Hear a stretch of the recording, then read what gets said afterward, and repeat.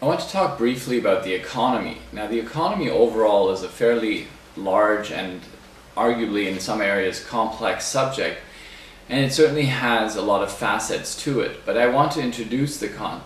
discussion on the economy and then follow on with various sections that talk about different aspects of the economy, including how a central bank might affect or try to affect the economy, what interest rate policy and fiscal policy are. But just to introduce the subject, I'd like to briefly just highlight the economy, which is often spoken about in the press. Now, when we talk about the economy, we're talking about levels of activity typically within a country. So we're talking about often the production or the amount of economic activity, the amount of activity that is taking place in a country. Now, in the context of the economy, we often talk about gross domestic product, or GDP. And GDP is defined as the level of goods that are produced in a country, and in addition, the amount of economic value that is added by production in an economy. So, for example, if the GDP of a country is growing by 5%, it means that the amount of production and the amount of added value through production that is taking place in a country is growing by 5% on an annual basis, i.e. the economy is growing.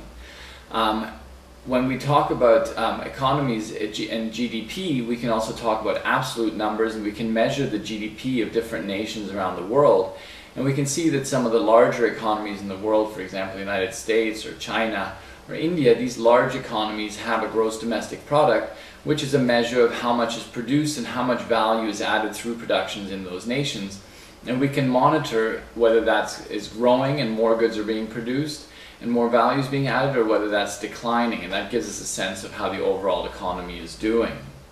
There are two inputs generally that are considered to affect the overall economy, and those are labor and capital. In terms of labor, we also look at the rate of unemployment, and that gives us a further indication of how the economy overall is doing and how labor as an input to the overall economic growth is developing. In terms of capital, we can measure levels of production through various surveys, and we can look at, for example, industrial production numbers, which give us an indication of the industrial production that is taking place within a nation. Now, clearly for central banks and policymakers, it is very important to know, and even for investors clearly, it is very important to know how an economy is doing. And in order to assess how the overall economy is doing within a certain country, various surveys are carried out in different countries to measure levels of economic activity and how the economy is doing. So, for example, in the US, one survey is the ISM survey, which compares changes in various market areas on a monthly basis and looks at the manufacturing sector in particular, and a number below 50 indicates that the economy is declining, and a number above 50 indicates that an expectation that the economy is growing. In the UK, the index of production looks at three particular areas: manufacturing, mining, and quarrying, and that is a measure that looks at whether, and this is measured again, is an index, and it measures the level of production within the UK economy and how that is changing with time. In Germany, there is something called the IFO survey, and the IFO survey is a monthly survey of approximately 10,000 companies that looks at whether they expect their business to be performing in the coming periods. So these are surveys carried out to assess the overall level of the economy and to assess how the economy is doing, whether it is growing or whether it is expected to grow. And there's a lot of effort that goes into economic forecasting, because that is one of the main things that assists central banks in assessing whether they should adjust their interest rate policy, i.e. raise or lower interest rates, and also is